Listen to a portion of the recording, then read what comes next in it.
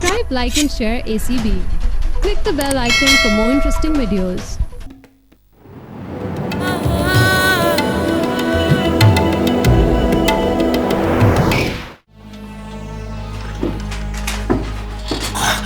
शरीफ साहब, क्या हुआ? क्या हुआ शरीफ साहब? मेरे सीने में सख्त दर्द उठ रहा है। जल्दी करो, जल्दी। क्या? जमील साहब को जल्दी से इतला कर दो। जल्दी करो, जल्दी। क्या हुआ भाई? क्या आप कोई सीने में तकलीफ हुई? हॉस्पिटल ले चलो। ठीक। आए जब आए शरीफ साहब।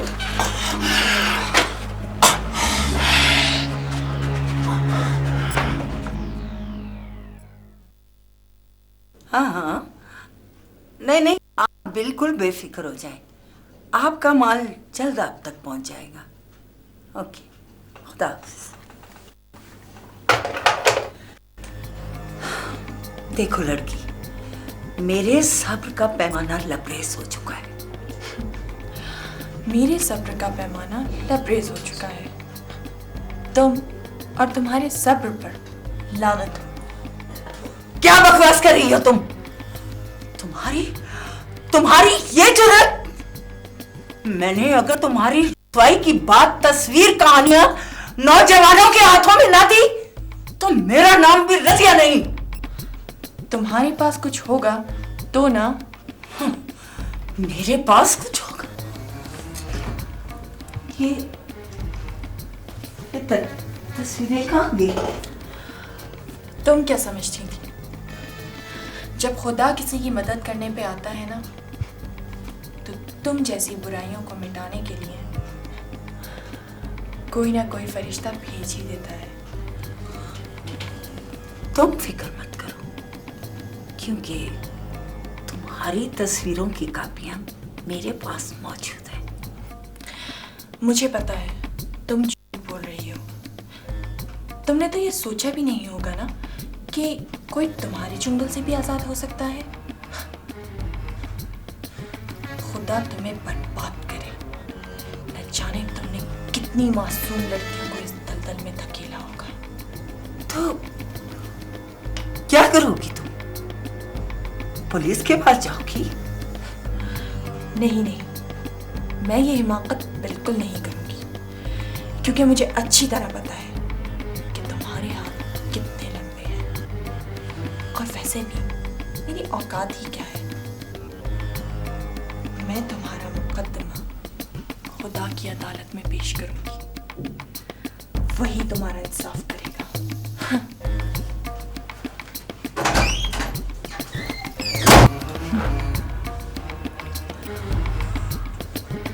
रजिया के चुंगल से कब कोई बच निकला?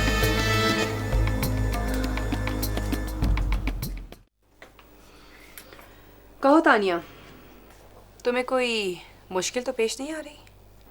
नहीं मैडम, मुश्किल तो कोई पेश नहीं आ रही, लेकिन क्या? कुछ अजीब लग रहा है। आपकी गेस्ट हाउस का माहौल बहुत आज़ाद है।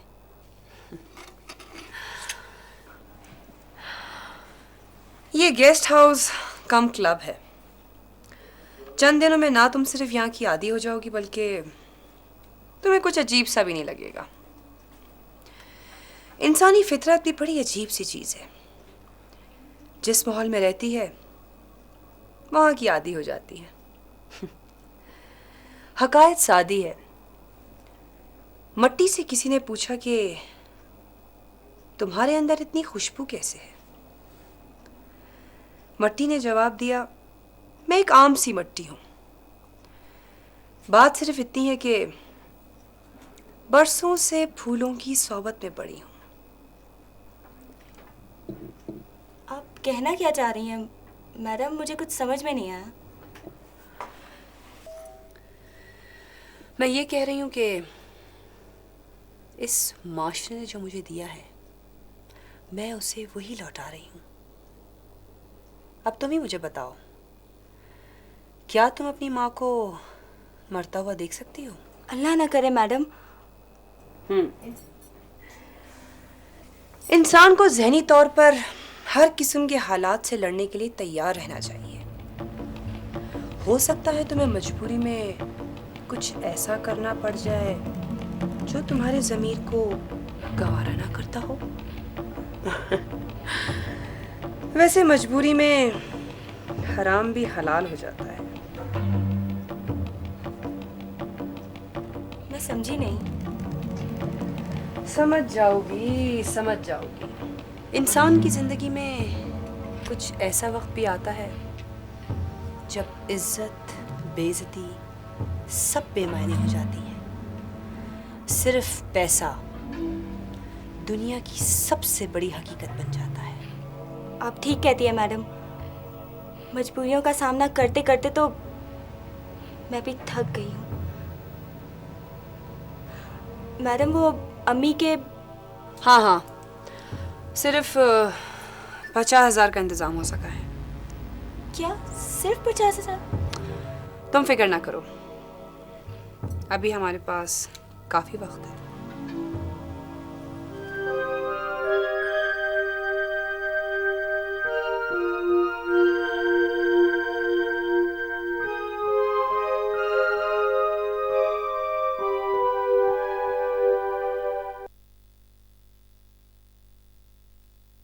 मदिया, तुम बिल्कुल ठीक कह रही हो, लेकिन मेरे ख्याल से अंदलीब को जल्द से जल्द निगार के पास होना चाहिए। वो बहुत खतरनाक औरत है। तुम ये कैसे कह सकती हो? मैं जब भी उसकी कोठी जाती हूँ मुझे अजीब सा एहसास होने लगता है। हिफाजती इक़दामात गैर मामूली हैं, दीवारें ज़रूरत से ज़्यादा ऊंची करवाई हुई हैं, कई मुसल्लह अफराद रखे हुए हैं, ख़ास तौर पर उसका दस्ते रास्त रफ़ीक। आम धंधा करने वाले ग्रोह को इन सब चीज़ों की ज़रूरत नहीं पड़ती। गुड, तुम्हारा मुशाहिदा बहुत अच्छा है अंदलीब। मैं इतनी ज़्यादा पढ़ी लिखी नहीं हूँ, लेकिन तजर्बात ने बहुत कुछ सिखा दिया है। मुझे तो रवायात की भेंट चढ़ाकर मार डाला गया। तुम फिक्र ना करो, इंशाल्लाह सब ठीक हो जाएगा। सब कुछ मालूम होने के बावजूद हम निगार जैसी खातून का कुछ नहीं बिगाड़ सकते, इसलिए कि उसके हाथ बहुत लंबे हैं। लेकिन हमें उसके खिलाफ बहुत पक्के सबूत चाहिए ताकि उस पर मजबूत हाथ डाला जा सके। मेरी पूरी कोशिश है कि निगार मुझे अपने पास रख ले, और मेरे पास तो जवाब भी मौजूद है अपने नाम नेहाद शौहर का। अनलीब, अगर तुम्हें ज़्यादा खतरा महसूस हो रहा है तो रहने दो, हम कोई और तरीका इस्तेमाल कर लेंगे, क्योंकि हमें तुम्हारी जान की सलामती ज़्यादा अजीज़ है। जान? जान की परवाह तो उन लोगों को होती है जो अपने आप को जिंदा समझते हैं। मैं तो कब की मर चुकी हूँ। जी रूमी साहब। अदनान साहब, ये कौन है? ये अंदलीब है। अच्छा, अस्सलाम वालेकुम। वालेकुम अस्सलाम। जी कैसे आना हुआ? अदनान साहब, कॉपी पेस्टर ने आपकी ये खबर 3 कॉल में छाप दी है, और वो भी फ्रंट पेज पे। ओह, तो आपको क्या एतराज है? अदनान साहब, ये खबर इतनी अहम नहीं है, इसको बैक पेज पे होना चाहिए। और आपको तो पता ही है, खबर की अहमियत का अंदाज़ा लगाना तो अपने बाएं हाथ का खेल। तो रूमी साहब, आपने अपना ये कीमती मशवरा रहमान साहब को दिया? नहीं, रहमान साहब को क्या पता, ये तो एडिटर का काम है। तो आपको एडिटर को बताना चाहिए था। रूमी, सच सच बताओ, बात क्या है? क्या मतलब? मतलब ये कि आपने अंदलीब को हमारी तरफ आते हुए देख तो नहीं लिया? हाँ, नहीं नहीं नहीं नहीं नहीं नहीं नहीं। अब मैं समझा कि तेरे मुख पे काले तिल का मतलब। एक तो आप लोगों से बात करना बहुत मुश्किल है। वैसे मिस अंदलीब, कभी आप फुर्सत में जरूर आइए। ओह, कहीं आपका प्रोग्राम अंदलीब को अपनी आहोजारियां सुनाना तो नहीं है? मदीहा, तुम भी अदनान साहब की साइड ले रही हो। वैसे किसी से दुख दर्द बांटना या कहना कोई गलत बात तो नहीं है।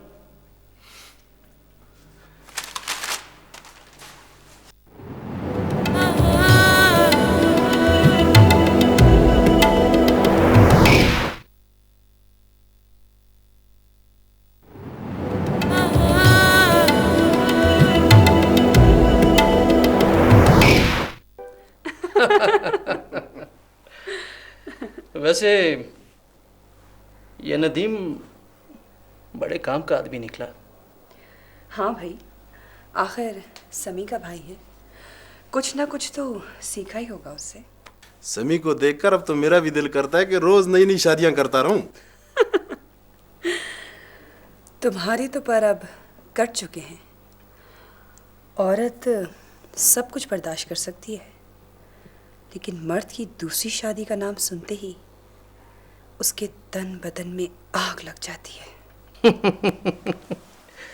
वही इसीलिए तो हमने ये झंझट पाला ही नहीं। वैसे भी हम भंवरे हैं, एक फूल पर तो कनात कर ही नहीं सकते। वैसे एक फूल है मेरी नजर में। अच्छा, कहाँ है? और किसी ने उसकी खुशबू तक नहीं सूंघी। तो देर किस बात की, उसे मेरे गुलदान में सजा दो ना। गुलदान अगर कीमती हो तो फूल को भी शायान शान होना चाहिए। तो कीमत लगाओ। 2 लाख तो सिर्फ उसे अपनी माँ के इलाज के लिए चाहिए। तो ठीक है, दुगनी कीमत दूंगा। डन, सौदा मंजूर है, लेकिन थोड़ा सा इंतजार करना पड़ेगा, वो आदि टूट चुकी है। तो ठीक है, इंतजार कर लेते हैं। वैसे भी जो चीज इंतजार के बाद मिले उसका मजाक तो अच्छा होता है।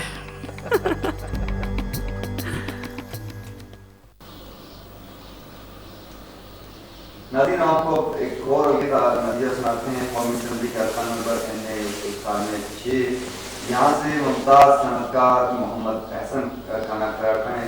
उन्होंने वोट हासिल किए 45,221, जबकि इनके मध्य मुकाबले हासिल किए वोट 20,222। तो इस हल्के से कामयाब होने वाले हैं मोहम्मद अहसन खान। बाबा, ये कमबख्त तो जीत गया। ये सब चमक का कमाल है बेटा। इसने वोट हासिल नहीं किए हैं, बल्कि खरीदे हैं। हमारे पास एक और रिजल्ट अब आ चुका है जो है NA 196 का। यहाँ एक बहुत बड़ा असर है और यहाँ पे नामवर फैसला रुस्तम खान साहब अपने उम्मीदवार से हार गए। जिलानी खान ने वोट हासिल किए 23,124, जबकि रुस्तम खान ने वोट हासिल की 18,660। तो इस हफ्ते का सबसे बड़ा अपसेट है।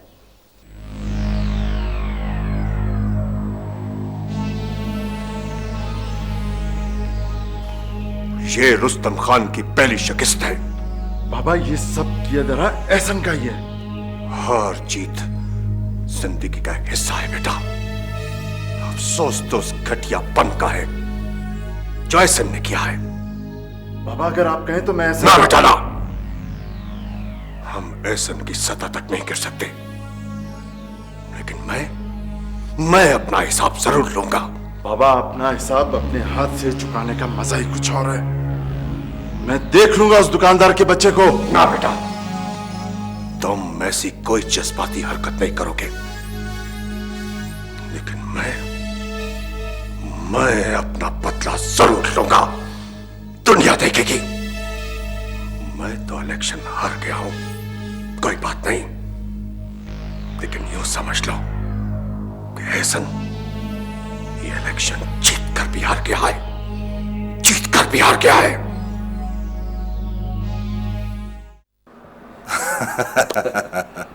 मुबारक हो एहसन साहब। सर, बहुत बहुत शुक्रिया सर। ये सब आपकी नवाजिशों का नतीजा है सर। अरे नहीं एहसन साहब, नहीं, ये सब आपकी अपनी कोशिशों का नतीजा है। आप तो जानते हैं कि पैसा दुनिया की सबसे बड़ी हकीकत था और है। जी सर, बिल्कुल आप सही कह रहे हैं, वरना हम इस काबिल कहाँ। सर, जहाँ आपने इतनी नवाजिशें की हैं, वहाँ सर अगर एक मेहरबानी और हो जाए तो। कौन सी मजिस्ट्री चाहिए एहसन साहब? सर, अगर तिजारत और सकाफत हो जाए तो सर।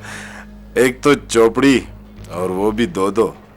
सर, वो क्या है कि तिजारत अपना पेशा है और सर दूसरा शौक सर। ठीक है, मैं कोशिश करूंगा। एहसन साहब, आपको एक दो मशवरे देना पसंद करूंगा। जी सर। रुस्तम खान के खिलाफ मैकाउली का फलसफा इस्तेमाल करके आपने अच्छा नहीं किया सर। वो और दूसरा ये कि सहाफियों से थोड़े अच्छे ताल्लुकात रखने की कोशिश करें। आप तो जानते हैं कि सहाफियों के कलम में कितनी बड़ी ताकत होती है और सहाफी अपने कलम के जोर पे कुछ भी कर सकते हैं। जी सर, बिल्कुल आप दुरुस्त कह रहे हैं सर। मैं कोशिश करूंगा सर, इंशाल्लाह मैं बिल्कुल ऐसे ही करूंगा जैसे आप चाहेंगे सर।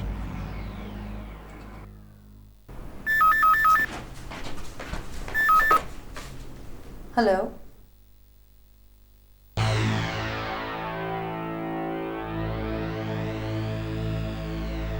कौन हो तुम?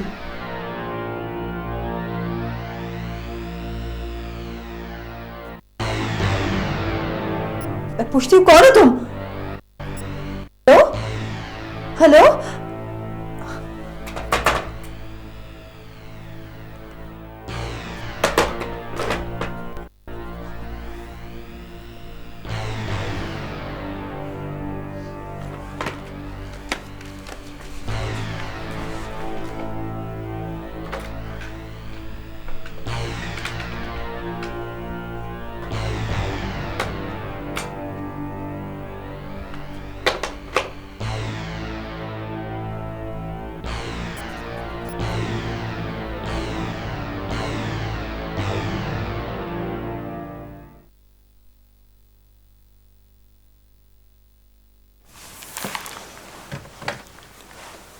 हेलो।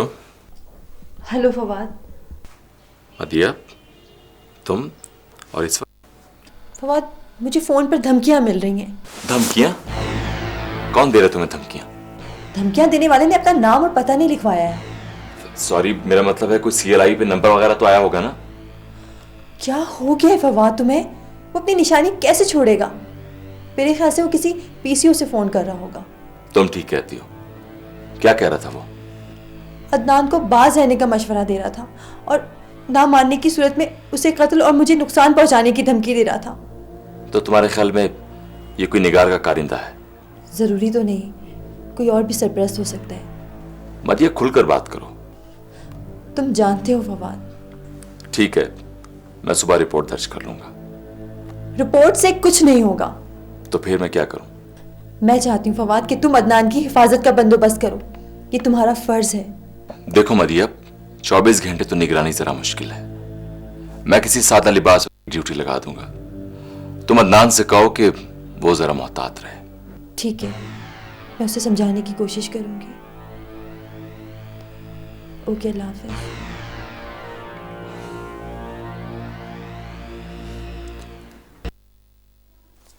ये देखो न्यूज़।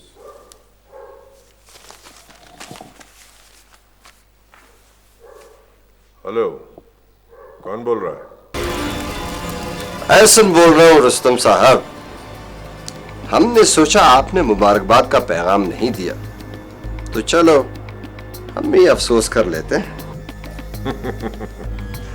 किस बात का अफसोस है एहसन साहब? मेरा कौन मर गया है? यानी आपको अफसोस ही नहीं? हार जीत तो जिंदगी का हिस्सा है। किसी ने हारना है और किसी ने जीतना है। मुझे हार का अफसोस नहीं है, लेकिन क्या?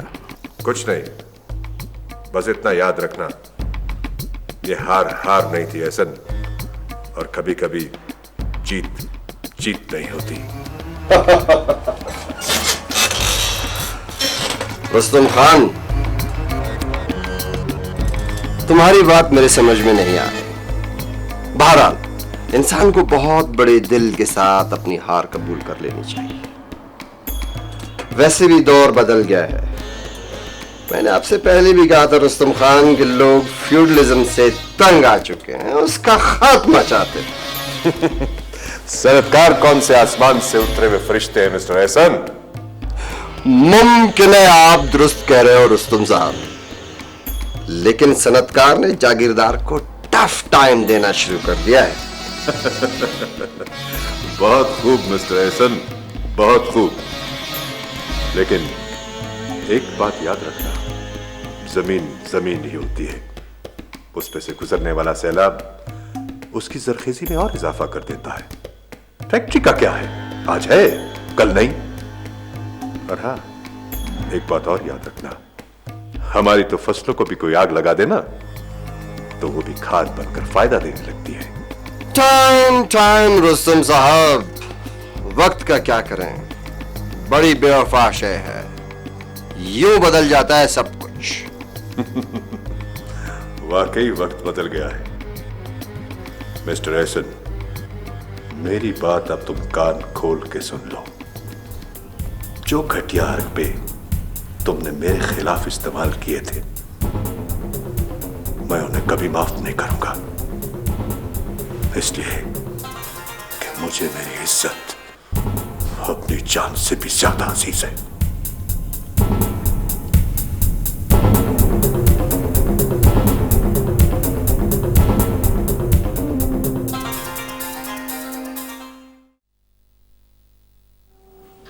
माँ, आपको नहीं पता कि तस्वीरें मिल जाने के बाद मैं अपने आप को कितना हल्का महसूस कर रही हूँ।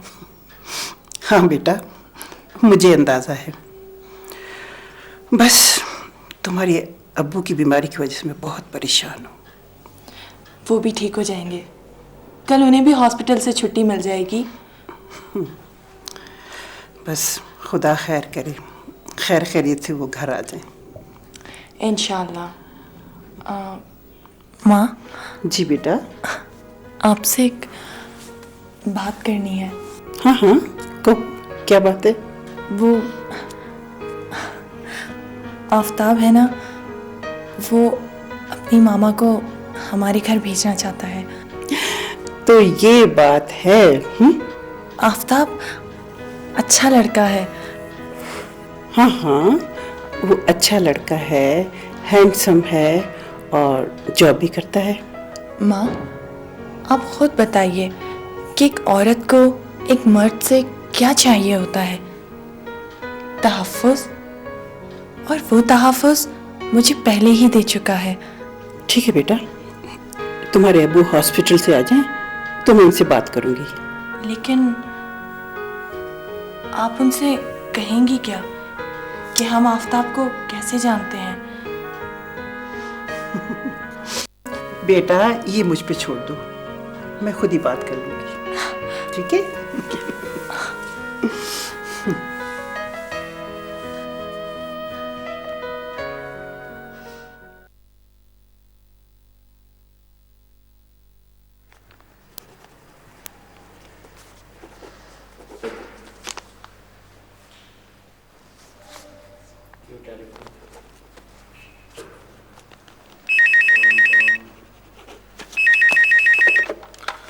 हेलो, कैसे हो बेटा? सलाम बाबा, आप कैसे हैं? भाई कैसा है? वो भी ठीक है।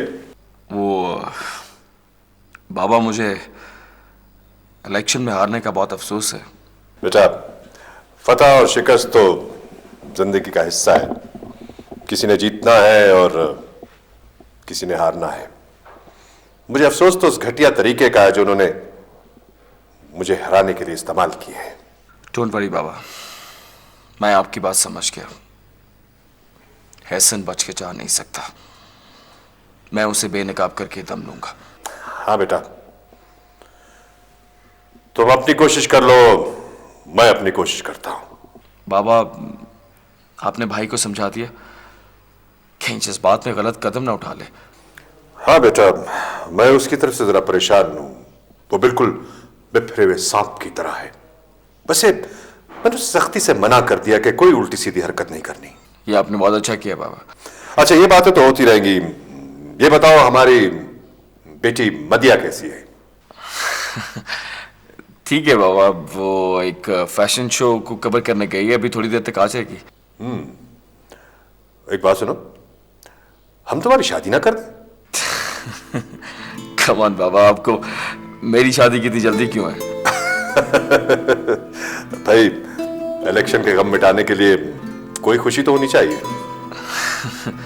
और आपको ये गम उठाने के लिए सिर्फ मेरी शादी का ख्याल आ रहा है। अरे नहीं नहीं बेटा, मैं तो ऐसे ही मजाक कर रहा था। वैसे पापा मैं तो तैयार हूं, अगर आप चाहें तो अंकल से बात कर सकते हैं। हाँ, ये हुई ना मर्दों वाली बात। ठीक है, मैं कल ही बात करूंगा। ओके बाबा, टेक केयर और भाई को सलाम कहना। बाय। ओके बेटा, खुदा हाफिज।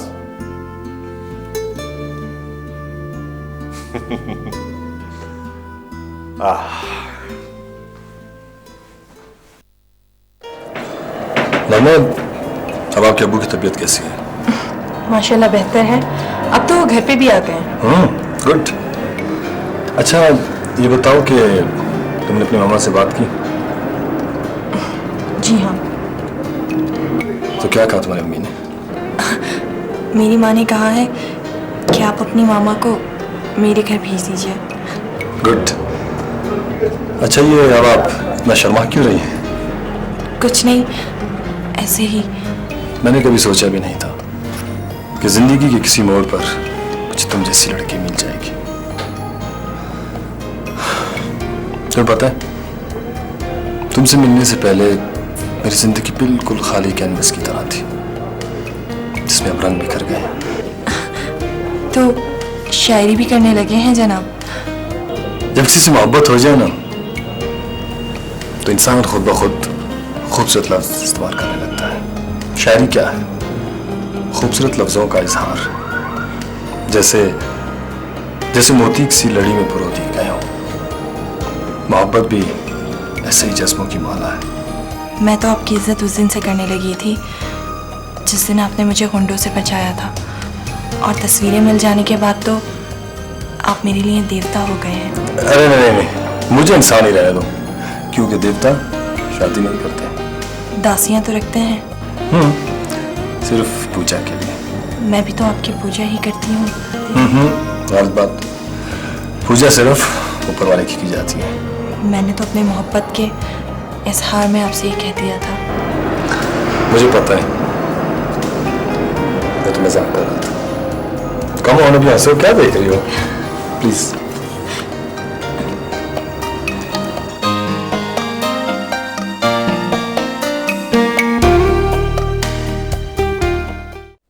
सर आपको कुछ अंदाजा है कि आप क्या कह रहे हैं? फवाद साहब, मुझे पूरा यकीन है कि ये सारी हरकत रुस्तम खान की है। ये बहुत संगीन इल्जाम है सर। रुस्तम खान इस इलाके के बहुत नामवर शख्सियत है और बहुत नेक नाम भी। मुझे पता है कि वो कितना नेक नाम है। सर आप इसे एक वाक़े को बुनियाद न बनाएं। हम इस बात पर भी तफ्तीश कर रहे हैं, हो सकता है ये उनके खिलाफ एक साजिश हो। फवाद साहब, मुझे इससे कोई सरोकार नहीं कि ये साजिश थी या साजिश है। मैं तो सिर्फ इतना जानता हूं कि ये जागीरदार लोग इस तरह के मामलों में बड़े बदनाम होते हैं। सर हम यहाँ पर किसी के किरदार पर बहस नहीं कर रहे, और किसी भी तबके को किसी खास हवाले से जनरलाइज करने के मैं सख्त खिलाफ हूं। फवाद साहब, आपको बहरहाल मेरी रिपोर्ट पे कार्रवाई करनी होगी। जरूर सर, लेकिन आपको सबूत फराहम करने होंगे। यह कह देना बहुत आसान है कि फिला शख्स ने मेरे खिलाफ फिला काम किया। आपका मतलब है मैं झूठा इल्जाम लगा रहा हूं? मैं ये नहीं कह रहा सर, मैं एक कानूनी नुक्ते की वजाहत कर रहा हूं। अदालत सबूत मांगती है। कल कला रुस्तम खान अगर आप पर यही इल्जाम लगा दे कि उस लड़की वाले वाकये में आपका हाथ था, तो फिर आप क्या करेंगे? वो ऐसे कैसे कर सकता है? कर सकते हैं सर, जैसा आप कर रहे हैं, लेकिन यह भी उनकी अजमत की दलील है कि वो किसी पे इल्जाम नहीं लगा रहे। फवाद साहब, आप तो उनकी साइड ले रहे हैं, तफ्तीश क्या करेंगे? मैं एक बात कर रहा हूं सर, मैं किसी की साइड नहीं ले रहा हूं। फवाद साहब, मैं 2 दिन के बाद फेडरल मिनिस्टर का ओथ ले रहा हूं। अगर आप ये काम करेंगे तो ये आपके हक में बेहतर होगा। एहसन साहब, मैं नौकरी किसी फायदे नुकसान के लिए नहीं कर रहा हूं, बल्कि अपना फर्ज समझ के कर रहा हूं, और मैं झूठे केस बनाने के सख्त खिलाफ हूं। फवाद साहब, ताउन न करने पे नुकसान भी हो सकता है। ज्यादा से ज्यादा तबादला, इससे ज्यादा आप क्या कर सकते हैं? और वैसे भी नुकसान से वो डरता है एहसन साहब जिसके दिल में चोर हो। आजकल किसी को चोर बनाना कौन सा मुश्किल काम है? कोशिश करके देख लें सर।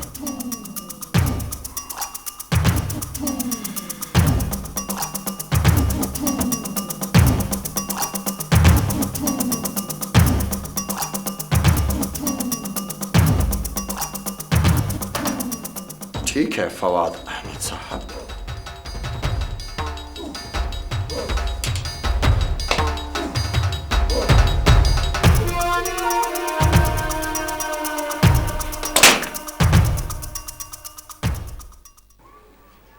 बहन, मेरा एक ही बेटा है। बचपन से ही बाप का साया उठ गया था। जो कुछ वो छोड़ कर गए मैंने सब उसकी तालीम पर लगा दिया। आफ्ताब बहुत नेक और फरमाबरदार बेटा है मेरा। हाँ बहन, ये बात तो ठीक है, लेकिन हम लोग बहुत गरीब लोग हैं और आप। नहीं बहन, ऐसी कोई बात नहीं। मैं भी कोई अमीर नहीं, बस अल्लाह का शुक्र है गुजारा हो जाता है। मेरी बेटी बड़ी नेक और सुगढ़ है। जिस घर में जाएगी इंशाल्लाह वो घर संवर जाएगा। बस भाई साहब, मैं भी यही चाहती हूँ और मुझे किसी किस्म का कोई लालच नहीं। हम माँ बेटे की कोई लंबी ख्वाहिश नहीं।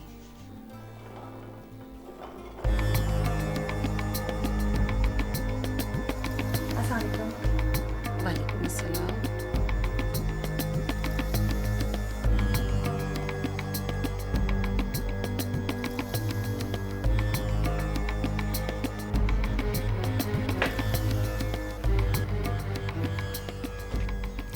बहन, आपकी सोच बहुत अच्छी है।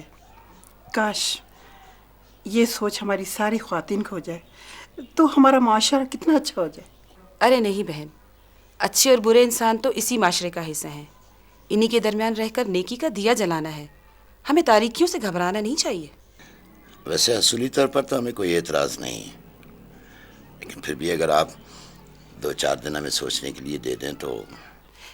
क्यों नहीं भाई साहब, ये आपका हक है। आप अच्छी तरह इत्मीनान कर लीजिए। मैं आपको आफ्ताब का पता दे देती हूँ, आप जाकर मालूमात कर लीजिए। इस मुल्क के बहुत बड़े सनतकार हैं एहसन साहब, उन्हीं की फर्म में मुलाजमत है। और हाँ, आजकल मिनिस्टर भी हैं। बहन, ऐसी कोई बात नहीं, हमें आप पर एतबार है। ठीक है बहन, फिर भी आप सोच लें। मैं अगले हफ्ते चक्कर लगा लूँगी। अच्छा, चाय लीजिए।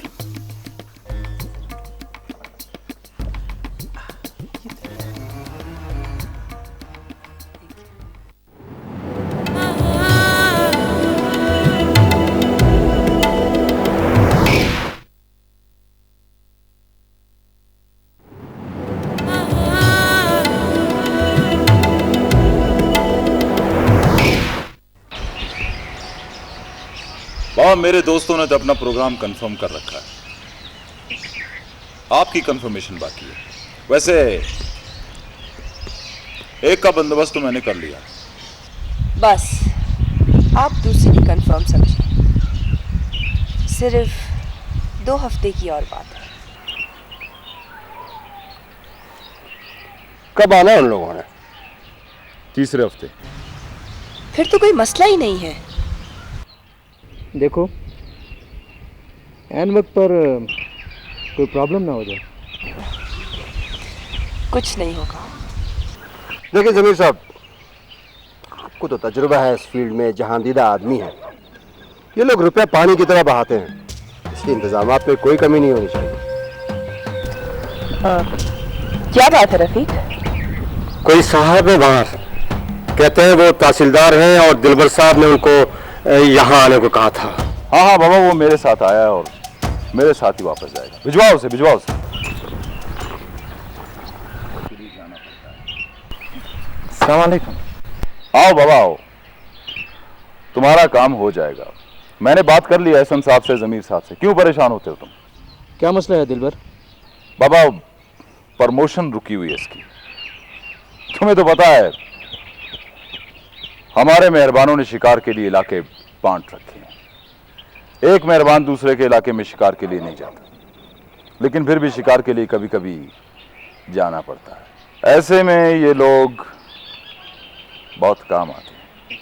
मेहरबान इनकी खिदमत करते हैं और ये हमारी। काम का आदमी है, काम के आदमी का काम तो होना चाहिए। सर, मैं आप लोगों का शुक्रगुजार हूँ। ये नया ऐसी कुछ ठेड़ा आदमी है, मेहमान आने वाले हैं, कोई मसला ना खड़ा कर दे। कोई बात नहीं, कोई बात नहीं, 1-2 दिन में ट्रांसफर ऑर्डर्स हो जाएंगे। हाँ, जहाँ तक तुम्हारी प्रमोशन का मसला है वो भी हल हो जाएगा। बहुत बहुत शुक्रिया सर, जाओ मेहरबानी। शाम को लिफाफा पहुंचा देना है।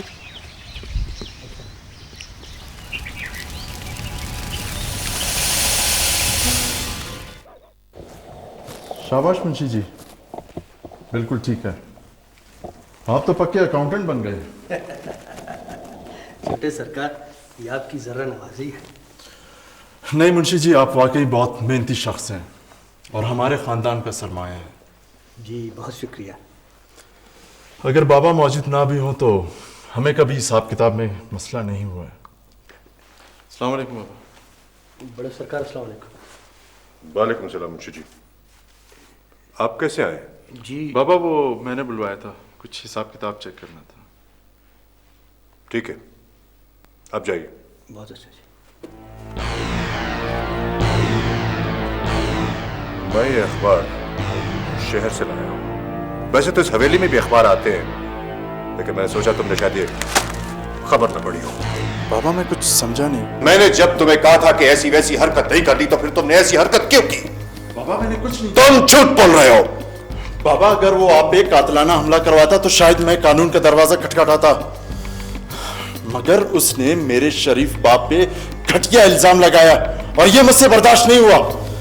और अब भी मैंने उससे बहुत रियायत की है, और बाबा वो सिर्फ और सिर्फ आपकी वजह से।